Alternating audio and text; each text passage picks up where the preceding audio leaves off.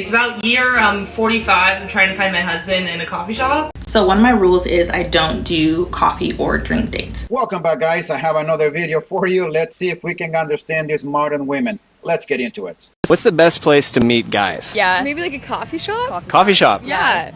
If you're in New York City and you're looking to have a meet cute, you need to go to Rex on 57th and 10th. It's the cutest coffee shop. There are so many eligible bachelors there. So today I go into the coffee shop and the second I walk in, I see the most beautiful man, just like gorgeous features, brown hair, incredibly tall. I'm like, oh, he sounds dreamy. You are so my type to a T. Very business-esque energy to him too. And I'm like, yeah, that's definitely my type. Keeping your energy open at a coffee shop. Man, I'm good at this meet cute thing. As soon as I sat down to start this video, I actually ended up chatting with someone. It's about year 45. I'm trying to find my husband in a coffee shop. I think I've come up with a list of where you can meet men in person. Okay, spot number 1. I think you can meet a man. Bougie coffee shops. Okay, got it. Women go to coffee shops to meet their future husband or to meet their beautiful, handsome, tall, Prince Charming looking kind of a guy. So in the mind of men, if you are going to a coffee shop with the intention of finding your husband, then I don't see a problem or an objection to the first date at a coffee shop. So how should you decline a coffee date without coming off as entitled or rude in some way? If a guy asks me on a coffee date, I'll give him 1 of 3 responses. For a blunt response, I'll tell him I already own a coffee machine. For a straight response, I'll tell him I only like to get coffee by myself or with my friends. And for a cheeky response, wouldn't you want our first date to be memorable? And my response to her will be, yes, I own a coffee maker too. And by the way, I don't go out to coffee shops by myself and with my friends. I go to the bar. So me taking you to a coffee shop is the perfect place, and it's also memorable. And in my opinion, if a woman comes out to me with this kind of attitude, the least I can do is to match that energy. Let's go to the next video. How much should a man spend on a wedding ring? I had just finished gathering all of these different videos of these women saying how much they think a wedding ring should cost when my mother-in-law walked into the house. And so I asked her the question. I played this man's question. How much do you think a wedding ring should cost? And I paused the video and I asked her that question. She said, no more than $500. So then I played the rest of the videos and let's see if her answer would match the answer of all of these modern women. Oh, I think a lot. She deserves it. Over 10 grand. Decent amount of a 1-year salary, I believe, is the typical. Like a 3 carat. Yeah. $100,000. Yeah, that's good. At least 50. No, 30K. It has to be more than 3 carats. How much do you think your significant other should spend on an engagement ring for you? I would probably say 20,000. Would you go any lower? No. I'd say at least like 100K. Yeah. I definitely want a huge rock, so I'm gonna guess that it probably costs about at least like $500,000? 30,000 to 50, right? Like, is that the amount for a ring? Like, give us no 30,000 to 50,000, I'm just asking you what you think. I think, yeah, I mean, I don't know, like 20 to, I think definitely in a 10,000 range, like 10, 30, 10, 20, 30, 40, 50, something and above, like for sure, but not 10. I'd say like 30. Okay, so 30,000 is the max he should spend on a ring. The minimum. I mean, I don't know how much rings cost. So I have no idea, but I'm definitely still going for it at 500K. I want a big ass rock, so I'm guessing it's gonna cost like a lot of money. For him spending 500K, what does he get from you? All right, I'm anxious to hear this answer. This man just put $500,000 on a ring. So what will the man get in return? I can't wait to hear this list. I'm sure it's a long list of things she will do for that man. Hopefully I get to be the mother of the kids.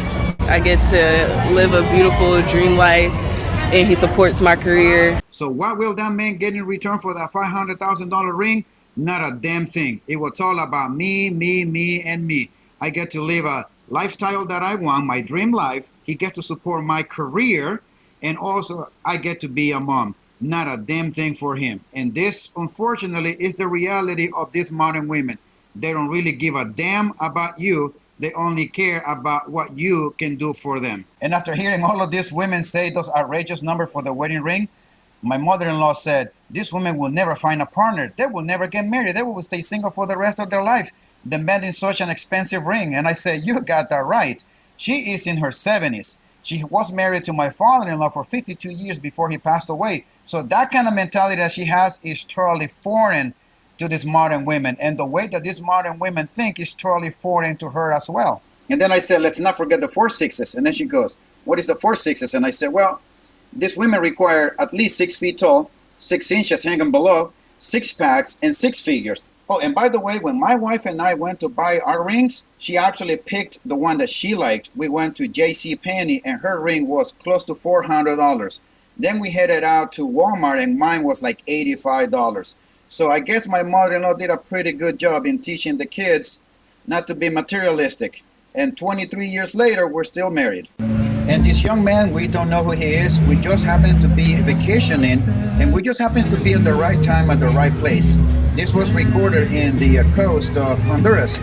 We just happened to be there with the family, wife and kids, and then we saw this guy in the SUV setting up this "Marry Me" and then the flowers and the petals and everything. And so we were just asking him, when is this gonna happen? He said, when the sun goes down, the guy's gonna come and then the lady's gonna come later on. So we decided to stick around and to record this and see what's going on. He is 25 years old and the girl was 20. I talked to him before the girl showed up. I then told this young man that I was 23 when I got married, just a couple of years younger than him. And then I pointed to my wife over there, and then my kids are all in the water swimming. So I just congratulated him. I asked the people that were setting this "Marry Me," this whole proposal thing, how much it costs. And they told me that it was about $65. And at that point, it dawned on me. It was never about the $65. It was about the thought behind the marriage proposal that he wanted to do. He wanted to do it by the water, with the petals, with the flowers, with the "Marry Me" sign behind, with the sun setting down. And this is what mattered to this young man. This is what marriage proposal used to be. It mattered the thought that went behind the act, not how much money he spent. Unfortunately, in the modern society in America, we have lost that. They don't really care where you're going to propose, how simple it is. They want to know how much the ring it will cost. The marriage proposal is not going to mean a damn thing if that ring does not cost, at a minimum, that woman said, $30,000, $50,000, $80,000, $100,000, $500,000 in the case of that other woman. They don't really care about the marriage. They care about the wedding, how much money this wedding is going to cost. They don't want to go to Cheesecake Factory or Red Lobster for a dinner. They want a high-end 5-star restaurant, because that will determine how much you care. Is based on how much you spend. And after being out of US for the past 3 months, it is very refreshing to see people value actual thoughts and gesture, how simple life can be, and how people live a very simple, non-materialistic life. I recorded several videos before I went on vacation, and I scheduled them to be uploaded every so many days apart for the time that I was going to be gone. I took my motorhome with my wife and kids, and I drove through like 8 stops in Mexico. I spent a month in Mexico. I spent 2 weeks in Belize.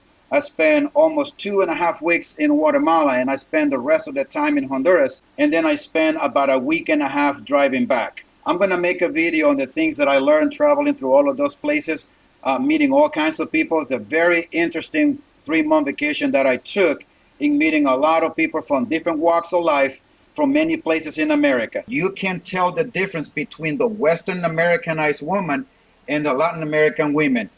Big difference, night and day. You can tell that those women are feminine, they're not materialistic, who are taught how to be wives, how to behave properly, and how to dress properly in society. It is something that you have to be there to see it. I am sure you can't find those type of women here in America, but they are so damn rare to find. If you want to see this type of woman in abundance, I would suggest that you go someplace else.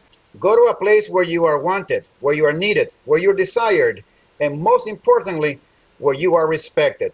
You need to watch your 6 at all times, guys, and I'll see you next time.